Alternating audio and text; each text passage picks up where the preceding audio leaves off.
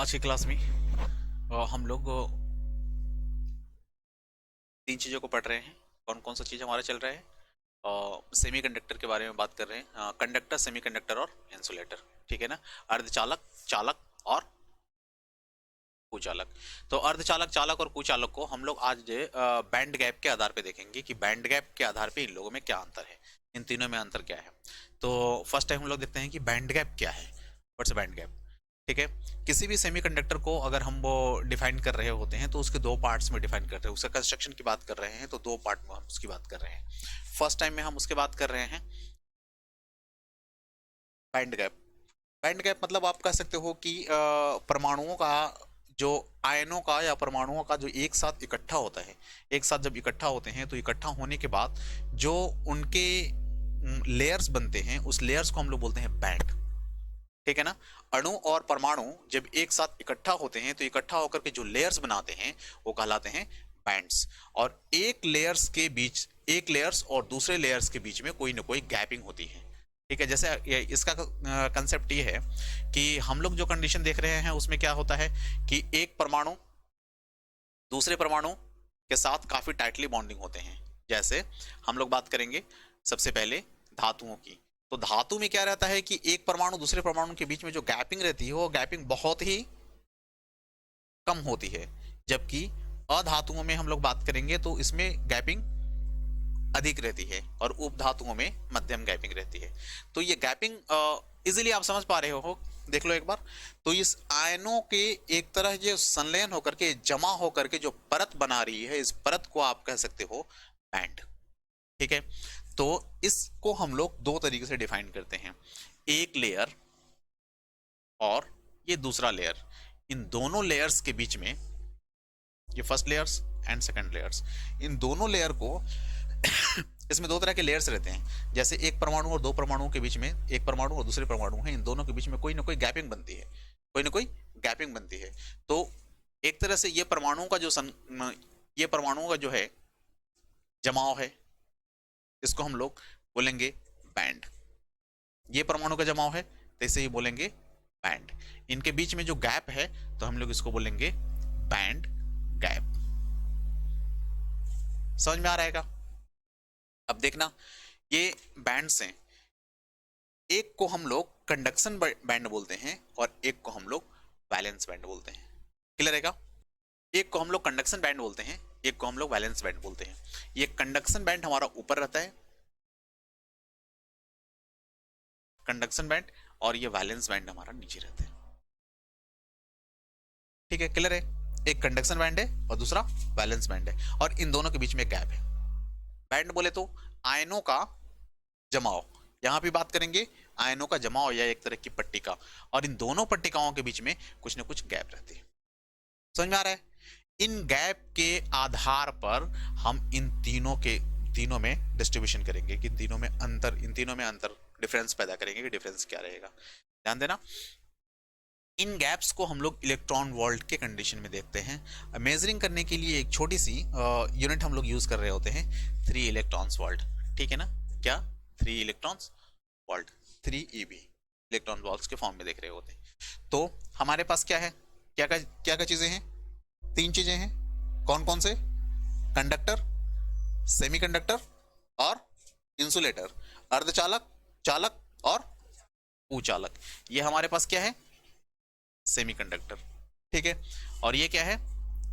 अब देखना, सेमीकंडक्टर के बीच में कंडक्शन बैंड 3 का रहेगा और कंडक्टर के बीच में अगर हम लोग बात करेंगे तो कंडक्टर का जो कंडक्शन बैंड रहेगा ये इससे कम रहेगा, इससे कम रहेगा। हम बात करेंगे फिर इंसुलेटर का, तो इंसुलेटर का सबसे हाई रहेगा कंडक्शन बैंड। याद है ना, ये बैंड है, कौन सा बैंड है? वैलेंस बैंड है। ये बैंड है, कौन सा बैंड है? कंडक्शन बैंड है। और ये क्या है? बैंड गैप है। बैंड गैप है मतलब खाली जगह, गैप बोले तो खाली जगह है। क्लियर है? समझ में आ रहा है? कोई दिक्कत है? बैंड गैप के आधार पे बात करेंगे। अब मुझे बताना कि इसके लिए अगर हमने मेजरिंग पॉइंट्स 3 इलेक्ट्रॉन्स वोल्ट लिया है कि 3 इलेक्ट्रॉन्स वोल्ट के बराबर है, गैप 3 के बराबर है, ठीक है ना, हम लोग क्या बात कर सकते हैं, सेमीकंडक्टर, हम लोग बात करते हैं कंडक्शन बैंड या बैंड गैप, बैंड गैप। तो इसके लिए क्या है, सेमीकंडक्टर है ना, तो इसके लिए बैंड गैप कितना होगा, 3 इलेक्ट्रॉन वोल्ट्स। तो इसमें बैंड गैप क्या होगा, इसका बैंड गैप क्या होगा, कितना भी, इसका बैंड गैप होगा 3 इलेक्ट्रॉन वोल्ट से भी कम। तो इसका बैंड गैप क्या होगा, कम होगा, किससे, 3 इलेक्ट्रॉन वोल्ट से। इसका बैंड गैप क्या होगा, बैंड गैप ज्यादा होगा, किससे, 3 इलेक्ट्रॉन वोल्ट से। क्लियर है, इसके आधार पे हम लोग बात करते हैं। देख लेना, ये थोड़ा सा ये दिख रहा है, ये कम हो गया और ये अधिक हो गया। क्वेश्चन भी कई बार रहता है कि इलेक्ट्रॉन का फ्लो, अब हम इसके आधार पे इलेक्ट्रॉन फ्लो को देख रहे हैं कि इलेक्ट्रॉन का फ्लो किसमें क्या ज्यादा होता है, किसमें कम हो रहा है और किसमें ज्यादा हो रहा है और क्यों हो रहा है। ठीक है, देखते हैं। एक इलेक्ट्रॉन को इस बैंड में, सबसे पहले हमारे पास इलेक्ट्रॉन किस बैंड में होते हैं, वैलेंस बॉन्ड में होते हैं। अब वैलेंस बॉन्ड से इलेक्ट्रॉन जंप करके कंडक्शन बैंड में जाने का है। कंडक्शन बोले तो जहां से वो कंडक्टर का वर्क शुरू कर देता है, चालक का वर्क शुरू कर देता है, तो ये चालक बैंड है, ऐसा वाला बैंड है, परत है जिसमें इलेक्ट्रॉन जाने के बाद चालन होने लगती है इलेक्ट्रॉन का। समझ में आ रहेगा, इलेक्ट्रॉन का चालन होने लगता है मतलब वो विद्युत का बहाव होने लगती है। तो उसके लिए क्या चाहिए, इलेक्ट्रॉन को जंप करके यहां जाना होगा। अब देख लो, सीधी सी सिंपल सी बात है, आप लोग बताइएगा कि एक छोटा सा गड्ढा है, मेरी चालन क्षमता तब कहलाएगी जब हम उस गड्ढे को पार कर जाएं, तब कहलाएगा हाँ ये चल सकता है, केबल है। तो हमारी चालन क्षमता जब हम उस गड्ढे को पार कर पाएंगे। अब वो गड्ढा बोले तो इंग्लिश में बात करें तो गैप, केमिस्ट्री की भाषा, फिजिक्स की भाषा में बात करें तो वो गैप है। एक को गैप बहुत ज्यादा, इलेक्ट्रॉन की क्षमता उतनी ही है जितना हो जा सकता है, जंप कर सकता है, लेकिन इसके बीच में गड्ढे का मान बढ़ा दिया जा रहा है, कम कर दिया जा रहा है, तो इलेक्ट्रॉन ज्यादा तेजी से बहेगा ना, गड्ढे का मान कम है, गैप का मान कम है, तो इलेक्ट्रॉन का फ्लो तेजी से होगा। समझ में आ रहा है ना, इलेक्ट्रॉन आसानी से जंप कर पाएगा। आप यूं समझ लीजिए कि आपके पास एक छोटा गड्ढा है, एक बड़ा गड्ढा है और ये है, तो छोटा गड्ढा रहेगा तो आसानी से हम लोग पैर आराम से ये करके पार करेंगे। तो आराम से पैर दे करके जब पार कर रहे हैं तो हमारा क्या है, चलने का तेज, चलने की गति हमारी तेज रहेगी, कोई दिक्कत नहीं है ना। फिर उसके बाद कुछ बड़ा वाला गड्ढा मिलता है, आगे जाते हैं तो उस गड्ढे में हम कई बार पार कर पाते हैं और कई बार पार नहीं कर पाते हैं, कई बार हम गिर जाते हैं उस गड्ढे में और कई बार हम गड्ढे को पार कर जाते हैं। तो हमारी क्षमता, हम में से मान लो कि हमारे साथ में 10 लोग हैं, तो 10 लोग हैं तो छोटा गड्ढा है तो सारे लोग पार कर जा रहे हैं, और हमारे साथ फिर 10 लोग हैं और बड़ा गड्ढा मिल रहा है तो उस गड्ढे में से कुछ लोग क्या कर रहे हैं कि जंप करके पार कर जा रहे हैं और कुछ लोग जंप नहीं कर पा रहे हैं। यही वाला बड़ा गड्ढा है, यही वाला मीडियम गड्ढा है, जिसमें कुछ लोग पार कर पा रहे हैं, कुछ लोग पार नहीं कर पा रहे हैं। इसीलिए इसमें इलेक्ट्रॉन का फ्लो कुछ हो रहा है और कुछ इलेक्ट्रॉन का फ्लो नहीं हो रहा है, कुछ इलेक्ट्रॉन बह पा रहे हैं, कुछ लोग नहीं बह पा रहे हैं। क्लियर है, समझ में आ रहा है क्या, ठीक है। तो ऐसे कंडीशन वाले को हम लोग क्या बोलेंगे, ऐसा बैंड गैप किस में रहेगा, सेमीकंडक्टर में, अर्धचालक में। और इसमें बैंड गैप क्या रहेगा, सबसे ज्यादा रहेगा, मतलब कि दूरी, एक बैंड से दूसरे बैंड की दूरी, कौन सा बैंड, कंडक्शन, वैलेंस बैंड से कंडक्शन बैंड के बीच की दूरी क्या रहेगी, सबसे अधिक रहेगी। और सबसे अधिक रहेगा तो इस कंडीशन में क्या रहेगा, इलेक्ट्रॉन एक बैंड से दूसरे बैंड में नहीं जा पाएगा। हमारे साथ 10 लोग हैं और 10 में 10 लोग ऐसा होगा, इतना बड़ा गड्ढा है कि 10 में से कोई भी लोग पार नहीं कर पा रहे हैं आसानी से, तो क्या रहेगा, high conduction band, conduction band high, electron flow नहीं, conduction band medium, electron flow something something, कुछ कुछ इलेक्ट्रॉन का बहाव होगा, और कंडक्शन बैंड बहुत कम, तो electron flow maximum. Clear, clear है, कोई डाउट्स नहीं ना। इस चीज को एक बार ऐसे भी हम लोग कह सकते हैं कि जो हमारा वैलेंस बैंड होता है, ये वैलेंस बैंड ही फील्ड बैंड होता है, इसमें इलेक्ट्रॉन भरे हुए रहते हैं, और ये कंडक्शन बैंड से, वैलेंस बैंड से इलेक्ट्रॉन कंडक्शन बैंड में जाने की कोशिश करता है। इनके बीच में गैप का कंडीशन आपने देख लिया। तो कई बार हम लोग, मैं सिर्फ इतना बता रहा हूं आपको कि वैलेंस बैंड को कई बार फील्ड बैंड बोलते हैं और इस बैंड को हम लोग कई बार एम्प्टी बैंड बोलते हैं, मतलब ये भरा हुआ बैंड है और ये खाली बैंड है। क्लियर रहेगा, इसको हम लोग कई बार फील्ड बैंड बोलते हैं और उसे एम्प्टी बैंड बोलते हैं। ये हमें फील्ड बैंड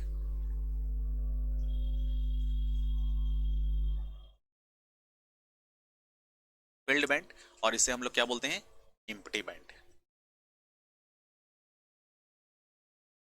एम्प्टी बैंड, ये खाली बैंड है, और इस बैंड से इस बैंड में इलेक्ट्रॉन फ्लो होता है। मोबिलिटी ऑफ चार्ज, ठीक है ना।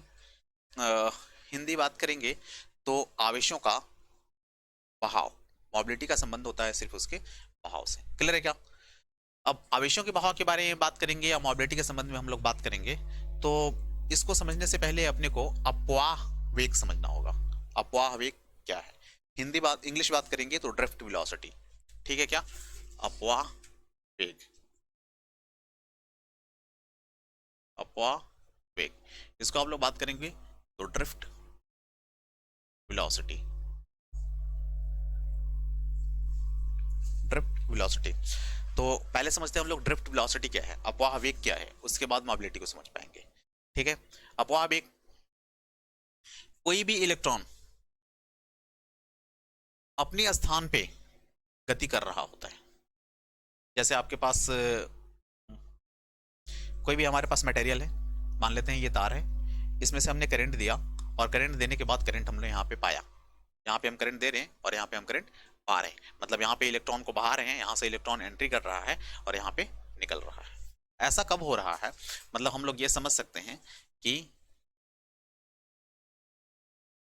इस वायर में हम लोग क्या कर रहे हैं, इलेक्ट्रॉन को एंट्री करा रहे हैं, तो यहाँ पे हमें क्या मिल रहा है, इलेक्ट्रॉन मिल रहा है। कोई दिक्कत है क्या? समझ में आ रहा है? यहाँ पे इलेक्ट्रॉन दे रहे हैं, यहाँ पे इलेक्ट्रॉन हमें मिल रहा है, जो इनपुट करा रहे हैं वही आउटपुट दे रहे हैं। इस बात को समझने के लिए इजीली हम लोग इतना समझ सकते हैं कि अगर बातें समझ में नहीं आ रही है तो डाइजेस्ट होने के लिए, आसानी से डाइजेस्ट हो, आसानी से हजम हो, इस बात को समझने के लिए हम लोग क्या करेंगे, हमारे पास एक पाइप लेंगे, ठीक है क्या, और पाइप में हम पानी इधर से डालते हैं। तो पानी इस पाइप में अगर हम इधर से डाल रहे हैं,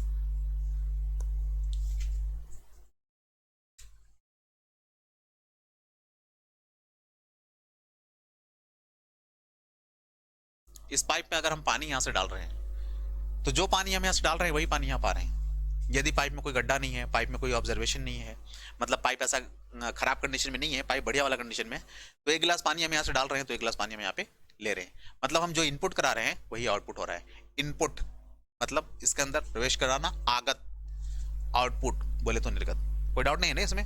तो जो पानी हम डाल रहे हैं वही पानी यहाँ पे पा रहे हैं। तो इलेक्ट्रॉन्स की भी यही कंडीशन है कि जो इलेक्ट्रॉन्स हम लोग यहाँ पे दे रहे हैं वही इलेक्ट्रॉन हम यहाँ पे पा रहे हैं, कोई दिक्कत नहीं है ना, ठीक है। ऐसा कंडीशन में हम लोग चल रहे हैं। तो क्या जब हम इलेक्ट्रॉन देते हैं तो इलेक्ट्रॉन यहाँ पे पाते हैं, मतलब इलेक्ट्रॉन गति कर रहा होता है। तो गति करने का क्या कंसेप्ट है, आपको चैप्टर 1 में या फिर 10th क्लास में आपने किया होगा, तो यहाँ पे, और नहीं तो फिर हम आगे बाद में डिटेल में इसको समझाएंगे कि क्या कंसेप्ट है। बस इतना समझिए कि यहाँ पे हम इलेक्ट्रॉन दे रहे हैं तो यहाँ पे इलेक्ट्रॉन पा रहे हैं। तो जब हम इलेक्ट्रॉन को गति नहीं दे रहे हैं, गति देने के लिए हम एनर्जी उसे नहीं दे रहे हैं, या उसके फिजिकल कंसेप्ट उसको नहीं हम अप्लाई कर पा रहे हैं, तब उस समय क्या इलेक्ट्रॉन गति करता है या इलेक्ट्रॉन उस समय स्थिर रहता है? स्थिर रहता है। हम बाहर से करंट नहीं दिए तो इसके अंदर जो इलेक्ट्रॉन तो सारे के सारे बॉडी के अंदर है, इसके अंदर भी इलेक्ट्रॉन है। ये मेरा अगर मेटल का है, धातु का है, तो इसके अंदर भी इलेक्ट्रॉन है, कोई दिक्कत नहीं है ना। अधातु है तो इलेक्ट्रॉन है कि नहीं? अधातु है तो इलेक्ट्रॉन नहीं है ना। वेरी गुड, नहीं है ना। अरे इलेक्ट्रॉन का जन्म कहां से होता है? इलेक्ट्रॉन की सीधी सी बात करते हैं, ये नहीं चलेगा। इलेक्ट्रॉन की अगर हम सीधी सी बात कर रहे हैं तो इलेक्ट्रॉन्स परमाणु से, परमाणु का मूलकण है ना। इलेक्ट्रॉन क्या है? परमाणु का मूलकण है। तो परमाणु का मूलकण है तो इसका कंसेप्ट जैसे ही स्टार्ट करते हैं तो हम लोग ये बात करते हैं कि हमारे पास क्या है, एक परमाणु, किसी भी पदार्थ का सूक्ष्मतम कण, धातु भी रहेगा तो उसके भी सूक्ष्मतम कण, और अधातु भी रहेंगे तो उसके भी सूक्ष्मतम कण। क्लियर है क्या? किसी भी पदार्थ का सूक्ष्मतम कण परमाणु कहलाता है। इस परमाणु में क्या होते हैं, केंद्र में प्रोटॉन और न्यूट्रॉन होते हैं, जिसको आप लोग क्या कहते हैं, नाभिक कहते हैं। Very good. अब इलेक्ट्रॉन्स इसके चारों ओर चक्कर काट रहे होते हैं, ये वाला इलेक्ट्रॉन। तो अब आप मुझे बताओ कि मेरे पास धातु रहेगा तभी इसमें परमाणु रहेगा, अधातु में परमाणु नहीं होता है ना। होता है, अधातु में परमाणु होगा तो अधातु में इलेक्ट्रॉन्स भी होगा। हाँ, अधातु में इलेक्ट्रॉन्स भी होगा। तो इलेक्ट्रॉन ऐसा नहीं है कि इलेक्ट्रॉन सिर्फ धातु में रहेगा और अधातु में इलेक्ट्रॉन्स नहीं रहेगा।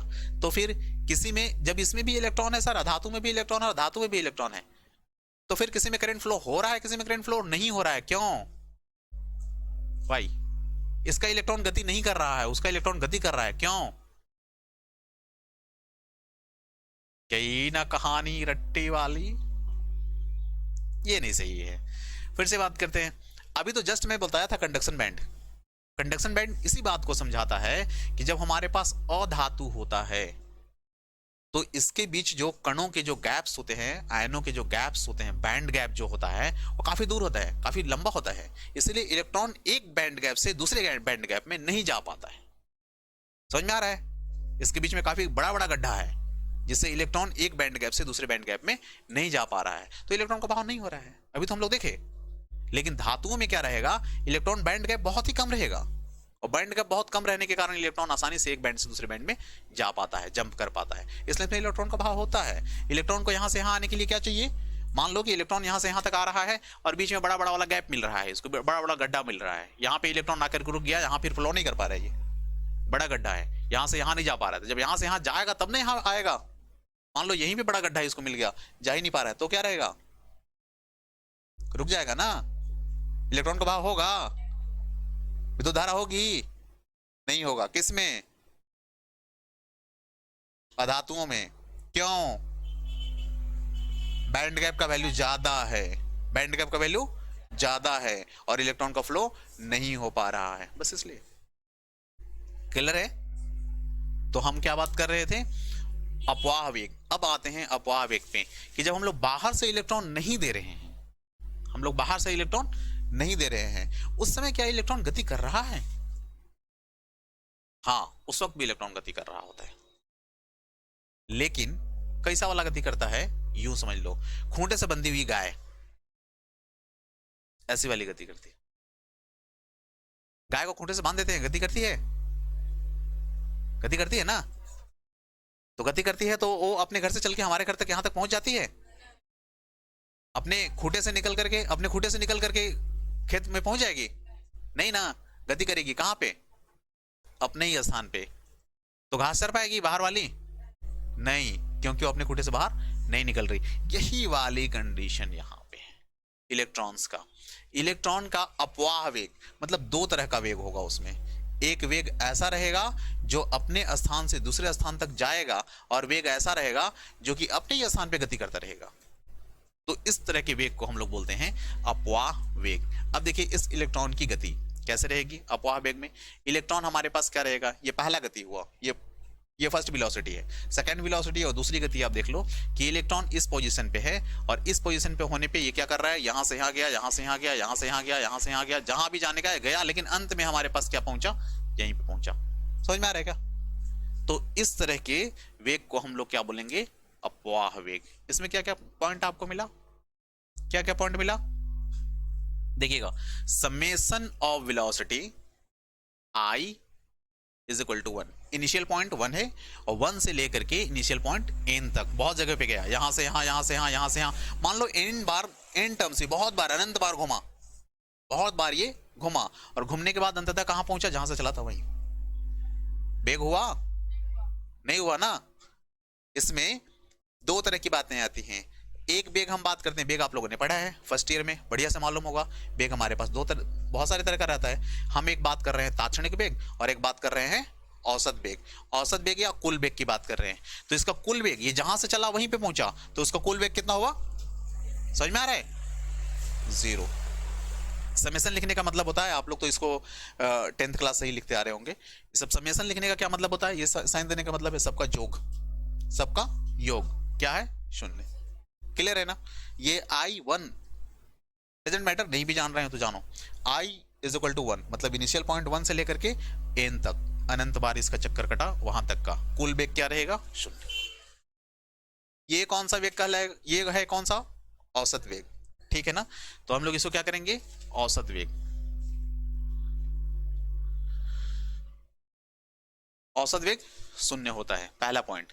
लेकिन दूसरा पॉइंट तात्क्षणिक वेग v instant is equal to क्या होता है, पॉजिटिव।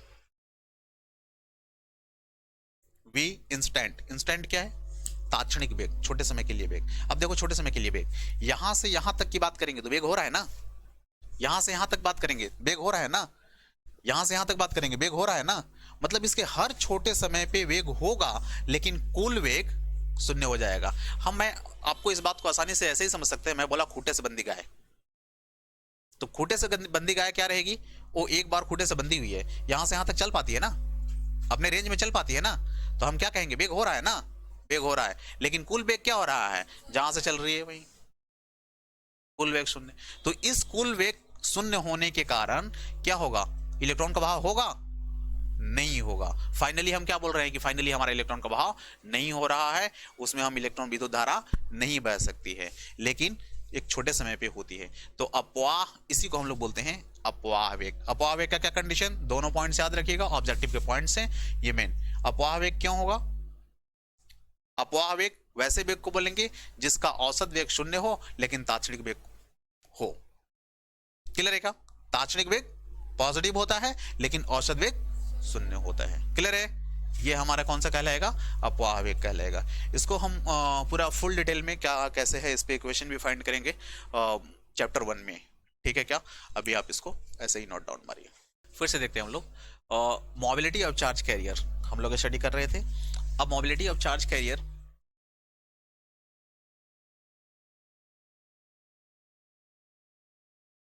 ड्रिफ्ट वेलोसिटी हम लोग आराम से समझ चुके हैं। अब देखो ड्रिफ्ट वेलोसिटी का क्या यूज, अपवाह वेग का क्या use.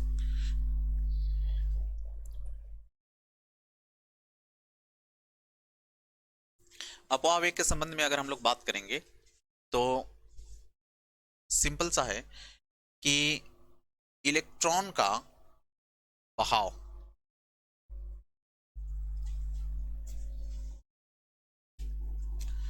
Drift velocity is proportional to E. किसी भी इकाई क्षेत्र में, किसी भी इकाई विद्युतीय क्षेत्र में अपवाह वेग का मान जो रहेगा वह क्या कहलाएगा, चार्ज कैरियर। ठीक है ना, mobility of charge carrier.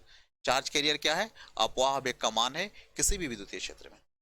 Clear है, किसी भी इकाई विद्युतीय क्षेत्र में अपवाह वेग का मान जो होता है वह क्या कहलाता है, मोबिलिटी। क्लियर है ना, मोबिलिटी क्या है, मोबिलिटी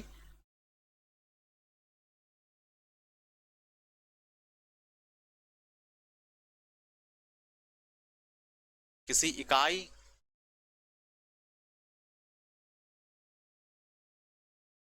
विद्युतीय क्षेत्र में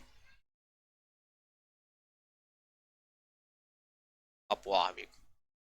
ठीक है ना, किसी इकाई विद्युतीय क्षेत्र में अपवाह वेग क्या कहलाएगी, मोबिलिटी। हम लोग यहां बात कर रहे हैं कि अपवाह वेग होगी किसमें, विद्युतीय क्षेत्र के कंडीशन में। तो विद्युतीय क्षेत्र के कंडीशन में जब अपवाह वेग होगी तो उसका जो वैल्यू रहेगा वो भी समानुपाती ई रहेगा। वी क्या है यहाँ पे वी क्या है, वेलोसिटी, वेग। ठीक है ना, v वेलोसिटी है तो v समानुपाती e। अब हम क्या बात करते हैं, मैं बोला समानुपाती वर्ड को हटाने के लिए हम लोग क्या करते हैं, यहाँ पे कोई ना कोई कांस्टेंट देते हैं। तो v इज इक्वल टू हमारे पास क्या रहेगा, म्यू लेते हैं, म्यू ई परिपाटी है किसी चीज को दिखाने का और कुछ ऐसा नहीं है। Mu is equal to this, तो म्यू इज इक्वल टू अगर हम लोग बात करेंगे तो क्या हमें मिलेगा, v बाई मिलेगा। म्यू क्या है, अब देखते हैं यहाँ पे कौन सी चीज क्या क्या है। ठीक है ना, मैं लिख दे रहा हूं, वेयर म्यू क्या है, मोबिलिटी, मोबिलिटी। v क्या है, वेलोसिटी। e क्या है, इंटेंसिटी। ठीक है ना, e क्या है, इंटेंसिटी, इंटेंसिटी। ठीक है क्या, या आप कह सकते हैं विद्युत क्षेत्र की तीव्रता।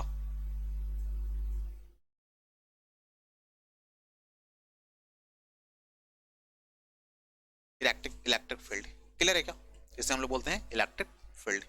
कोई डाउट्स नहीं है, फर्स्ट चैप्टर में आप लोगों ने इलेक्ट्रिक फील्ड क्या पढ़ा है। क्लियर है, मैं बात करूं तो फर्स्ट चैप्टर में आपने पढ़ा है कि इलेक्ट्रिक फील्ड क्या है। इलेक्ट्रिक फील्ड क्या है, छोड़ो ना सर, आप पढ़ाते रहो ना, कहाँ बक बक करते रहते हो बिना मतलब वाली बातें, है ना। आपको पढ़ाना काम है, आपने पढ़ा दिया, और मेरा सुनना काम था, हमने सुन लिया, बस कहानी खत्म। सर सब बात बनेगा, ये वाला बात नहीं बनेगा, पूछना मत। क्लियर है का? ऐसा वाला ना। नालायकों पढ़ो, कुछ तो करो। अरे तो एकदम चल रही है सर, अभी एकदम बिल्कुल बिजी हैं, अभी नहीं पढ़ पा रहे हैं, अभी एकदम बात नहीं करो, अभी आप सिर्फ पढ़ाते जाओ सर, अभी बहुत टेंशन है, सेकेंड ईयर भी आप पढ़ा रहे हैं, वो भी पढ़ने का है। आप बोलते हैं लेक्चर भी देख लो उधर ये का, वीडियो ये करके, फिर उसके बाद सर आप फर्स्ट, आपको पता नहीं है फर्स्ट ईयर का एग्जाम भी चल रहा है, 27 को ये है क्या, और उसी बीच में बातचीत भी कर लेनी है, थोड़ा बहुत घूमना भी है, फिरना भी है, ये सब भी रहेगा। सर क्या क्या करवाओगे? ऐसा वाला क्या सुने ना, ऐसे ही बोला ना। नालायक, ये तो कुछ याद करिए। देखो बढ़िया वाला बात, अभी झारखंड में झारखंड गवर्नमेंट ने 50% सीट रिजर्व कर रखा है लड़कियों के लिए, और सेंट्रल गवर्नमेंट ने 35% सीट रिजर्व कर रखा है। किसके लिए? लड़कियों के लिए, नालायकों, लड़कों के लिए नहीं। जब इतनी सीटें रिजर्व हो गई हैं तो क्या होगा, जितने सीट इनकी थी वो सीटें तो उनको मिल जाएंगी कंफर्म, उसके अलावा अगर अधिक नंबर आएंगे तो जनरल कोटा में आएंगे, तो कुल मिलाकर के 50 से 60% सीट अगर ये लोग उठा करके ले जाती हैं सेंट्रल गवर्नमेंट से, तो आप कहाँ पे रहोगे? 40% में। सोचो कितना मजा आएगा। अब स्टेट गवर्नमेंट की बात करें, झारखंड गवर्नमेंट की बात कर रहे हैं, झारखंड गवर्नमेंट में 50% सीटें इन लोगों की रिजर्व हैं, अगर 20-30 सीट अगर ये लोग और एक्स्ट्रा खींच लेती हैं तो कहाँ पे पहुंचोगे तुम? 20% पे। मतलब ये हर 10 में, हर 100 में 80 लड़कियां जॉब करेंगी और 20 लड़के जॉब करेंगे। समझ में आ रहा है क्या? तो लड़कियां अधिक जॉब करने वाली होंगी और लड़के अधिक बर्तन मलने वाले। देखो गवर्नमेंट का स्कीम, समय बदल रहा है, पहचानो इस बात को। और अगर नहीं पहचानोगे तो जो धौंस दिखाते थे ना, हम लड़का हैं, कपड़े धो दो, बर्तन मल दो, ये है, अब वो वाला नहीं चलेगा। ड्यूटी करके आएगी वो, थकी रहेगी वो ना, पैसा उसके पास रहेगा ना, तुम्हारे पास तो नहीं रहेगा ना, तब पर भी करेगी। क्या है? वो परिपाटी लदी, अब वो नहीं चलेगा। चलते हैं क्या? मन लगा के पढ़ो, नहीं तो फिर बर्तन ही मलने पड़ेंगे, याद रखना, और साड़ी ही धोने पड़ेंगे। तो लोग पढ़ने वाले हो? किसी भी फिजिक्स के किसी भी टर्म को हम लोग डायरेक्टली उसको डिफाइन कर सकते हैं एकदम ज़्यादा लैंग्वेज के यूज में, और फिर डायरेक्टली हम लोग उसको इस कंसेप्ट के यूज में, कंसेप्ट के फॉर्म में डिफाइन कर सकते हैं, या फिर हम उसे चाहेंगे तो सिर्फ उसका जो इक्वेशन आ रहा है उस इक्वेशन के टर्म में भी डिफाइन कर सकते हैं। क्लियर है क्या? तो चलो इक्वेशन के टर्म में से डिफाइन करके देख लेते हैं इक्वेशन के टर्म में क्या आ रहा है। इक्वेशन हमारे पास मोबिलिटी है, म्यू मोबिलिटी है, mu mobility is equal to क्या है? B by E. ठीक है, बी क्या है आपका? वेलोसिटी है। तो हम लोग इसे कह सकते हैं, अगर इसके टर्म में अपने को डिफाइन करना रहेगा तो इजीली हम इसे क्या डिफाइन कर सकते हैं? इजी क्या डिफाइन कर सकते हैं? मोबिलिटी क्या है? ठीक है ना, velocity, mobility is velocity per unit electric field, electric field per unit electric field. ठीक है ना? क्या है मोबिलिटी? क्या है? Velocity per unit electric field, है ना? पर जहां पे लगा मतलब वो बटा में जा रहा है। क्लियर है ना? Per unit electric field. हम लोग मोबिलिटी को ऐसे भी डिफाइन कर सकते हैं कि मोबिलिटी क्या है? इसका वेग है ना, वेग प्रति इकाई विद्युत क्षेत्र की तीव्रता, है ना? समझ में आ रहा है क्या? मोबिलिटी क्या है? वेग प्रति इकाई विद्युत क्षेत्र की तीव्रता। क्लियर है? और इसे हम लोग और दूसरे फॉर्म में क्या ले सकते हैं? इजीली लिख सकते हैं। मतलब रट्टा मारने की जरूरत नहीं है, अगर हमने किसी एक चीज को देखा है तो हम उसे बार बार कई तरीकों से डिफाइन कर सकते हैं। एग्जामिनेशन में आपको आता है सिंपली कि इसका डेफिनेशन बताओ, मोबिलिटी क्या है। ठीक है, मोबिलिटी क्या है? तो मोबिलिटी हमारे पास क्या रहता है, इसको हम लोग फिर और कोई तरीके से बोल सकते हैं क्या? बार बार इन सभी चीजों का यूज करूंगा, आप देख लेना, और ऐसा होता है। मोबिलिटी को और किस तरीके से बोल सकते हैं? मोबिलिटी क्या है? भी और ई, वेलोसिटी और मतलब वेग और विद्युत क्षेत्र की तीव्रता, दोनों का अनुपात है। समझ में आ रहा है क्या? तो कुछ नहीं याद आएगा तो सीधा आप बोल सकते हैं, अगर हमें ये मालूम है तो मोबिलिटी क्या है? विद्युत क्षेत्र की तीव्रता, सॉरी, वेग, कौन सा वेग? अपवाह वेग, सीधा सा बात है, ये अपवाह वेग, अपवाह वेग और विद्युत क्षेत्र की तीव्रता का अनुपात है। क्लियर है, कोई डाउट नहीं है ना? ठीक है,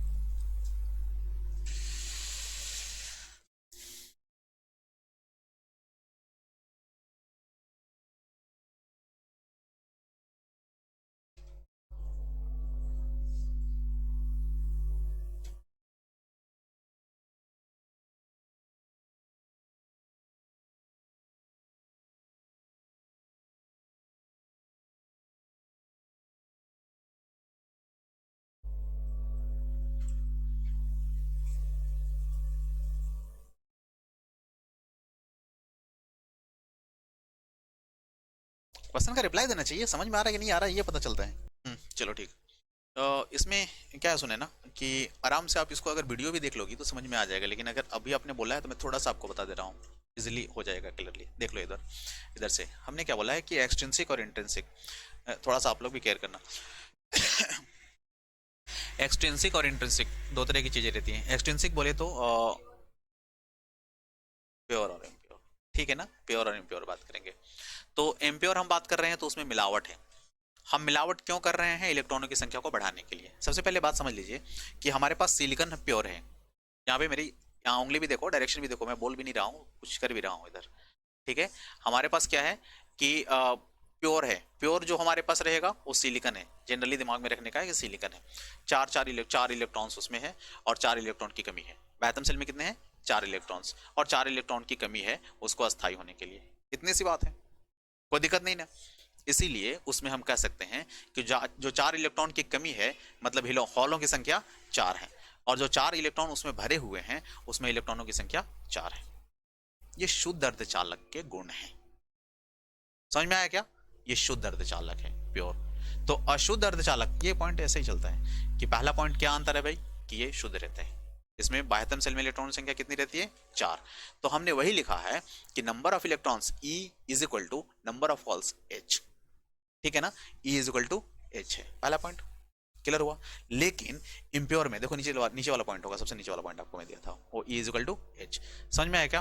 अब इसका इसमें किस में हुआ? प्योर में। प्योर का हमेशा दिमाग में रखने का है सिलिकॉन। सिलिकॉन बोले तो बाह्यतम सेल में, सिलिकॉन बोले तो परमाणु क्रमांक 14, ठीक है ना।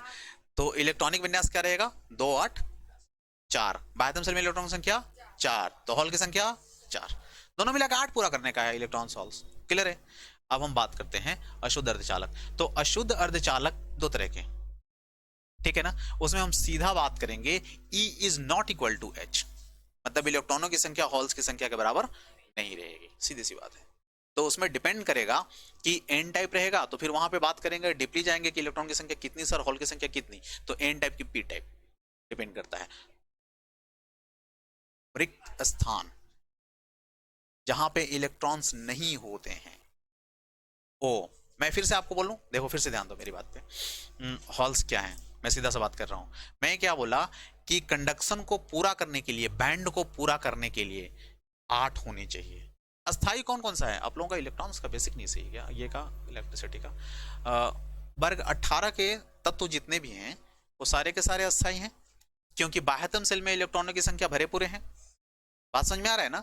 हम यहाँ पे बात कर रहे हैं वर्ग 14 वाले में, तो बाह्यतम सेल में इलेक्ट्रॉन की संख्या 4, और तो बाह्यतम सेल के इलेक्ट्रॉन की संख्या कुल कितनी होनी चाहिए कि अस्थाई हो जाएगा? 4 और 8 होनी चाहिए। क्लियर है ना? तो उसमें घट कितना रहा है? तो जो इलेक्ट्रॉन्स है, जिसमें जो इलेक्ट्रॉन्स हैं, इलेक्ट्रॉन्स के अलावा जो बचे हुए हैं वो क्या है? वही हॉल्स हैं, मतलब खाली स्थान वो हॉल्स है। कोई दिक्कत है? समझ में आया क्या? तो इलेक्ट्रॉन्स और हॉल्स दो ही चीजें हैं। तो सिलिकॉन में 4 इलेक्ट्रॉन्स हैं तो 4 हॉल्स हैं। लेकिन हम जब इंप्योरिटी बनाते हैं तो आपको याद रहेगा कि हम इंप्योरिटी बनाते हैं, यहाँ पे हमने सिलिकॉन को रख दिया, सिलिकॉन रखा, SI रखा, मतलब वर्ग 14 को रखा, हमने यहाँ पे रखा वर्ग 15 को, और हमने यहाँ पे रखा वर्ग 13 को, ठीक है ना। ये कैसे पढ़ता है? क्या पढ़ा? ह ही लीबे वक्नोफने, उसके बाद नामक नामक अल सी पस कलर, ठीक है ना। हमें क्या मतलब है? अल सी पस है, ठीक है ना। यहाँ पे देखो मैं अब थोड़ा सा डिटेल जा रहा हूँ, ज्यादा दिक्कत है तो मैं आपको नाम के साथ बता रहा हूँ। कि नाम के साथ इसमें क्या रहेगा। हमारे पास क्या है, एल्युमिनियम, यहाँ पे क्या है, सिलिकॉन, यहाँ पे क्या है, फास्फोरस। ठीक है ना। तो एल्युमिनियम का ऑब्जेक्टिव क्वेश्चन रहेगा तो ऐसा भी रहेगा मैं सिर्फ वर्क करके छोड़ दिया था आपको। देखो, एल्युमिनियम का सिलिकॉन के साथ अगर हम कॉम्बिनेशन बनाते हैं, डॉपिंग कराते हैं, तो ये क्या बनता है, अशुद्ध। सिलिकॉन का फिर से फास्फोरस के साथ अगर हम डॉपिंग कराते हैं तो क्या बनता है, अशुद्ध। तो कौन सा टाइप बनता है, एन टाइप के पी टाइप। ये वाला क्या बना हमारा, एन टाइप। ये वाला क्या बना हमारा, पी टाइप। अब आप मुझे बताना कि सिलिकॉन है तो ये क्या है, सिलिकॉन है तो ये क्या है, शुद्ध है, इसमें कुछ मिलावट है नहीं। इसी को हम लोग बोलते हैं इंट्रिंसिक। ठीक है ना, इसी को हम लोग बोलते हैं प्योर। क्लियर है ना। लेकिन ये दोनों हैं तो ये दोनों क्या है, इम्प्योर। इम्प्योर बोले तो अशुद्ध। ठीक है ना, कोई दिक्कत नहीं है ना। अब यहीं से हमारी सारी बातें क्लियर हो जा रही हैं। देख लीजिए, इसमें इसमें बाह्यतम सेल में जब हम इसका इलेक्ट्रॉनिक विन्यास लिखेंगे तो क्या लिखेंगे, 2 8 4।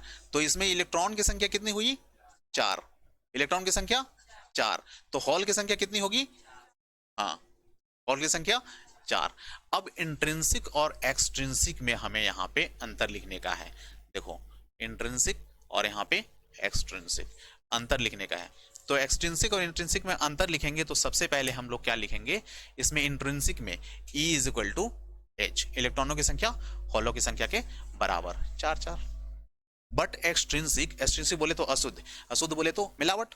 देखा किया ना मिलावट। तो मिलावट में हम क्या बात करेंगे, 2 तरह का। तो हम लोग इसको अगर डिटेल में लिखना चाहेंगे तो ऐसे लिख सकते हैं कि एन टाइप और पी टाइप। ठीक है ना। तो एन टाइप में क्या रहेगा, इलेक्ट्रॉन की संख्या, एन टाइप में क्या रहेगी, इलेक्ट्रॉन की संख्या, हाँ, n is equal to 5, sorry, E is equal to 5 और H इज इक्वल टू 3। इसमें क्या रहेगा, E इज इक्वल टू 3 और H is equal to 5। Clear है, कोई डाउट नहीं है ना। चलो यहां से चल रहे हैं, मतलब कुल मिलाकर के हम लोग बात कर सकते हैं तो E और H बराबर है इसमें, बराबर है ना, 5 और 3 बराबर है ना, नहीं ना, है कि नहीं है, हाँ। तो E is not equal to H। इसके लिए हम लोग क्या लिख रहे हैं, E is equal to H। ये हमारा पहला पॉइंट क्लियर हुआ अंदर। अब सेकंड पॉइंट, कोई दिक्कत है, समझ में आ रहा है। अब हम बात कर रहे हैं इस कंसेप्ट पे, चलो कि हमने मिलावट क्यों किया, मिलावट किया ही क्यों, इलेक्ट्रॉन की संख्या को बढ़ाने के लिए। इस बात को समझने के लिए हम लोगों ने क्या किया था कि इसके कंस्ट्रक्शन को देखा था, क्या, सिलिकॉन के कंस्ट्रक्शन को देखा था कि सिलिकॉन का कंस्ट्रक्शन क्या है, परमाणुओं का कंस्ट्रक्शन क्या है। तो इस कंस्ट्रक्शन को देखने के लिए हम लोगों ने ये काम किया था, याद होगा आपको बढ़िया से, कि सिलिकॉन का कंस्ट्रक्शन, एक इलेक्ट्रॉन, इसके साथ में साइड साइड में 4 इलेक्ट्रॉन्स रहेंगे। समझ में आ रहा है क्या, इनके साथ मतलब ये 4 इलेक्ट्रॉन के साथ बॉन्डिंग रहेगा, ये ऐसा ऐसा बनाते हैं। समझ में आ रहा है क्या। फिर बगल वाला क्या करेगा, एक यहां भी रहेगा तो ये भी ऐसा ही करेगा, इस तरह से बॉन्डिंग बनाता है। अब इसमें हमारे पास क्या रहते हैं, 4 इलेक्ट्रॉन्स, देख लो 8 हुए क्या, 1 1 2 3 4 5 6 7 8 हुए क्या, समझ में आ रहा है क्या, ये 8 हुए, यहाँ पे 8 हुए, इस तरह से बॉन्डिंग बनाता है। तो ये बॉन्डिंग 4 4 4 हॉल्स और 4 इलेक्ट्रॉन्स, हम इसमें एक एक्स्ट्रा इलेक्ट्रॉन देते हैं। जब एक्स्ट्रा इलेक्ट्रॉन रहता है तो उस इलेक्ट्रॉन को बहना आसान हो जाता है, इलेक्ट्रॉन ही बहाना है ना, इलेक्ट्रॉन ही बहेगा ना। तो बॉन्डिंग में अगर एक्स्ट्रा इलेक्ट्रॉन आ जाता है तो उसका बहना आसान हो जाता है। तो एक्स्ट्रा इलेक्ट्रॉन हमने इसको दिया कि ताकि एक्स्ट्रा इलेक्ट्रॉन्स हो जाए या फिर एक्स्ट्रा हॉल हो जाए, एक्स्ट्रा इलेक्ट्रॉन हो जाए या एक्स्ट्रा हॉल हो जाए। आपने देखा यहाँ पे एक्स्ट्रा इलेक्ट्रॉन कितना पे, यहाँ पे देखो एक्स्ट्रा इलेक्ट्रॉन है, इलेक्ट्रॉन एक्स्ट्रा हो गया ना, 4 से 1 अधिक हो गया, बॉन्डिंग सहसंयोजी बंधन बनाता है वो नहीं बन रहा है, अब एक्स्ट्रा इलेक्ट्रॉन हो रहा है। तो एक्स्ट्रा इलेक्ट्रॉन होगा तो एन टाइप में, कई बार ऐसा क्वेश्चन भी रहता है कि एन टाइप में मोबिलिटी या चालकता किसके कारण होती है, इलेक्ट्रॉन के कारण, इलेक्ट्रॉन की गति के कारण। समझ में आ रहा है। और पी टाइप में कौन अधिक है, हॉल्स ना, तो हॉल पी टाइप में किसके कारण होगी, हॉल्स की गति के कारण होगी।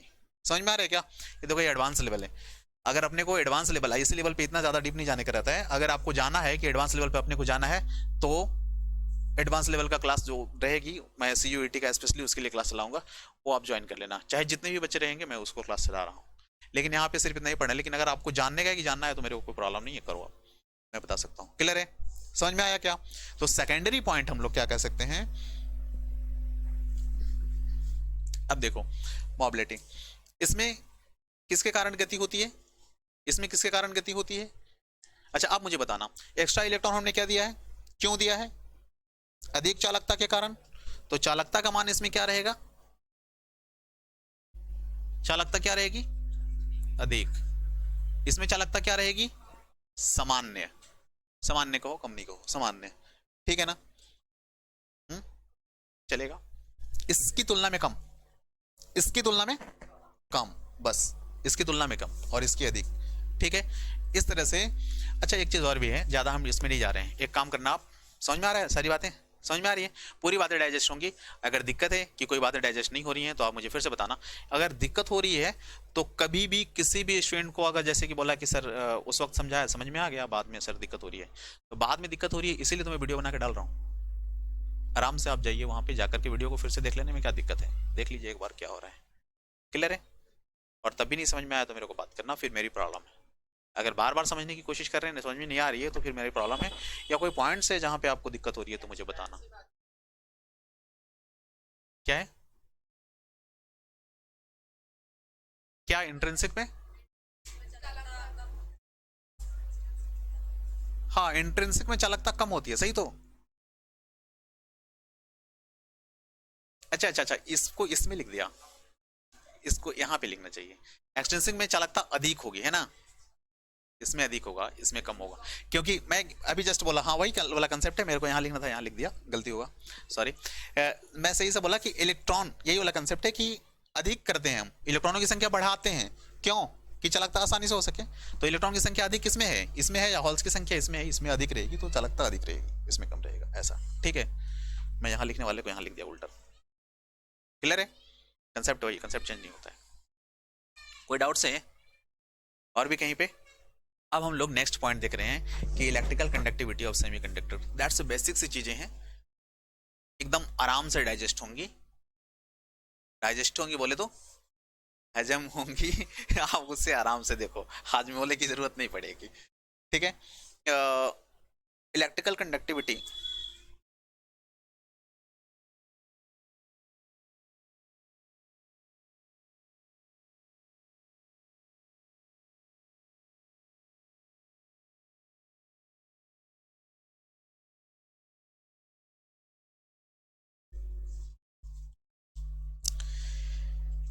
चालक की विद्युतीय चालकता, शुद्ध हिंदी बात करेंगे तो इतना तो आप लोग जानते ही है ना।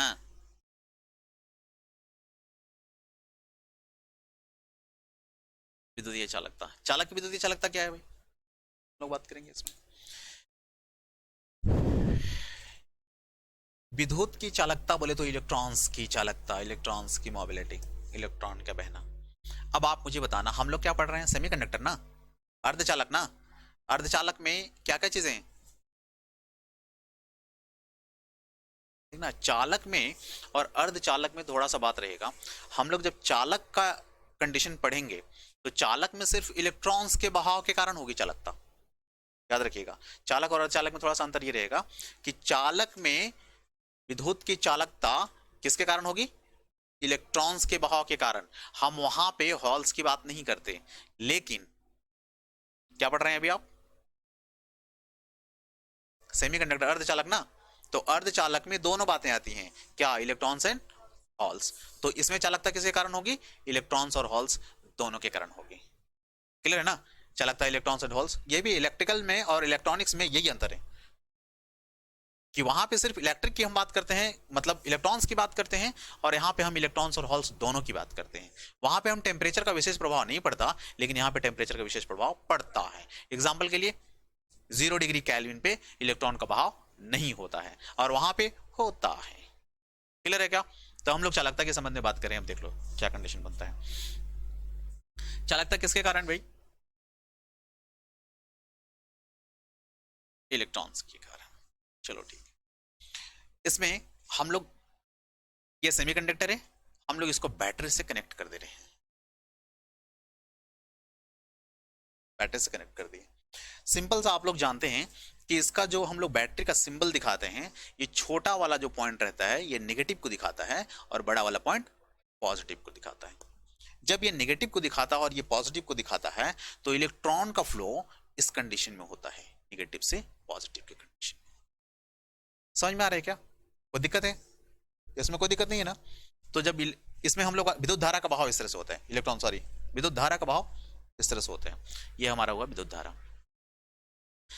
हमारे पास इसके अंदर में सेमीकंडक्टर में दो चीजें हैं, एक इलेक्ट्रॉन्स है और एक होल्स है। ठीक है, तो अब आप मुझे बताइएगा कि इलेक्ट्रॉन का बहाव, जब विद्युत धारा का बहाव इधर से हो रहा है तो इलेक्ट्रॉन का बहाव किधर से हो रहा है? मतलब मान लो कि विद्युत धारा इधर जा रहा है ना, इधर से इधर जा रहा है ना, तो इलेक्ट्रॉन किधर से किधर जाएगा? उत्तर से दक्षिण, उत्तर से दक्षिण जा रहा है ना ये, तो इलेक्ट्रॉन किधर से जाएगा? इलेक्ट्रॉन ऐसा ही जाएगा ना? नहीं, इलेक्ट्रॉन की दिशा विद्युत धारा की दिशा के विपरीत होती है। ठीक है ना? Direction of electrons is opposite direction of current. ठीक है ना? ये कंडीशंस बनते हैं इसमें। तो हमारे पास क्या बनेगा? इलेक्ट्रॉन्स, देख लो एक बार, इलेक्ट्रॉन्स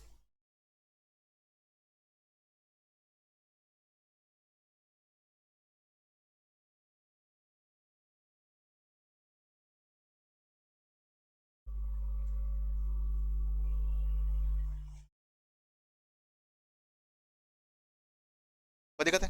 समझ में आ रहा है क्या? ये इलेक्ट्रॉन्स हैं। अब देखते हैं हमारा हॉल्स। हॉल्स का जो कंडीशन रहेगा वैसे रहेगा। आप जब पेज में लिखेंगे तो आपके पास अगर कलर नहीं रहेगा तो आप सीधा सा ऐसे करेंगे, हॉल्स के लिए ये हॉल्स देंगे। ठीक है ना? ये हॉल्स, ये देखिए फील्ड लाइन है, ये वाला भरा हुआ है और ये वाला मेरा ये इलेक्ट्रॉन्स के लिए और हॉल्स के लिए ऐसा। कोई दिक्कत है? समझ में आ रहा है? क्लियर है? तो इलेक्ट्रॉन का डायरेक्शन इधर से रहेगा और हॉल्स का डायरेक्शन इधर से रहेगा। सीधा सा बस इस बात को याद रखने का है कि विद्युत धारा का बहाव इलेक्ट्रॉन की दिशा के बहाव के विपरीत दिशा में हो रहा है। तो इलेक्ट्रॉन्स इधर जा रहे हैं तो हॉल्स इधर आ रहे हैं, या इलेक्ट्रॉन्स इधर आ रहे हैं तो हॉल्स आ रहे हैं। कोई डाउट्स नहीं है ना? ठीक है, बट वाई हम सेमीकंडक्टर का आगे पॉइंट्स अगर देख रहे हैं तो वहां पे बताएंगे कि क्यों ऐसा हो रहा है। सीधा सा आप बात करो कि इलेक्ट्रॉन्स जब यहाँ से यहाँ जा रहे हैं तो इस स्थान को ये रिक्त कर रहे हैं, जब इलेक्ट्रॉन्स इधर जा रहे हैं तो एक स्थान रिक्त करते हैं और उसी स्थान में हॉल्स जाके फिट होता है, बैठता है। समझ में आ रहा है क्या? नहीं आया तो थोड़ा सा देख लो, थोड़ा सा मैं यहाँ डिफाइन करूंगा आपको इलेक्ट्रॉन्स के कंडीशन में। यहाँ पे हमारे पास एक इलेक्ट्रॉन, इसके चारों तरफ इलेक्ट्रॉन है, ये चारों तरफ इसके पास इलेक्ट्रॉन है, बैंड है ना, तो चारों तरफ इलेक्ट्रॉन्स हैं, यहाँ भी इलेक्ट्रॉन्स हैं। क्या कर रहा है कि हम लोग पोटेंशियल डिफरेंस पैदा कर रहे हैं। पोटेंशियल डिफरेंस पैदा करने के बाद मतलब एक तरह का दबाव में अंतर पैदा कर रहे हैं, विद्युत विभव में अंतर पैदा कर रहे हैं। तो जब विद्युत विभव में अंतर पैदा कर रहे हैं तो एक इलेक्ट्रॉन यहां से जंप करके कहीं और चला जा रहा है। ठीक है, तो जब जंप करके चला जा रहा है तो यह स्थान क्या हो जा रहा है? खाली हो जा रहा है, रिक्त हो जा रहा है, एक छिद्र बनाएगा। ठीक है, इसी छिद्र को हम लोग मतलब इंग्लिश में हॉल्स बोल रहे हैं बार बार, ये हॉल्स नहीं, ये छिद्र है। क्लियर है क्या? हिंदी बात करेंगे तो छिद्र है, तो ये छिद्र बना रहा है। तो जब ये छिद्र बनाएगा तो ये खाली स्थान बचेगा, तो इस खाली स्थान को भरने के लिए ये रहेंगे। बस यूं समझो कि हम एक बस में सफर कर रहे हैं, ऐसे वाले बस में सफर कर रहे हैं जिस बस में मतलब बस खचाखच भरी हुई है लोगों से।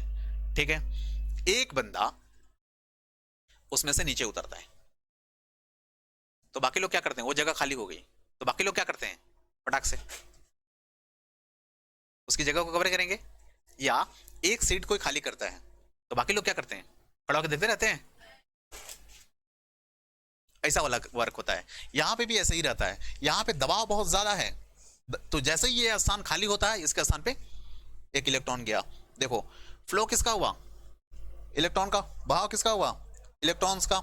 ये बचे हॉल, तो हॉल का स्थान ये लिया ना, तो हॉल्स क्या करेगा? हॉल्स भी अपनी जगह से हटता है, वो हॉल्स खत्म हो जाता है, वहां से अपनी जगह को छोड़ देता है।